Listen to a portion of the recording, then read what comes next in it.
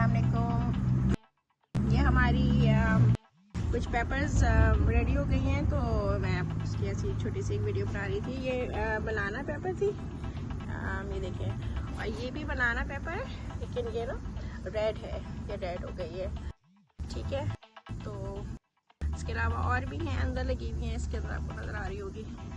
और ये एक वैरायटी है, ये भी पेपर्स हैं। ये थोड़ी छोटी है, लेकिन ये जो है ना टर्न होती हैं बाद में, जब ये थोड़ी और बड़ी होगी या पक जाएगी तो ये रेड हो जाती हैं।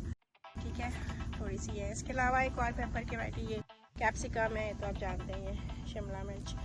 तो ये भी एक मेरे पास येलो भी है, ये देखें, ये मैंने लगाई थी, तो ये येलो है। इसको मैं ठीक से ले लूँ, ये इधर है, ये येलो है।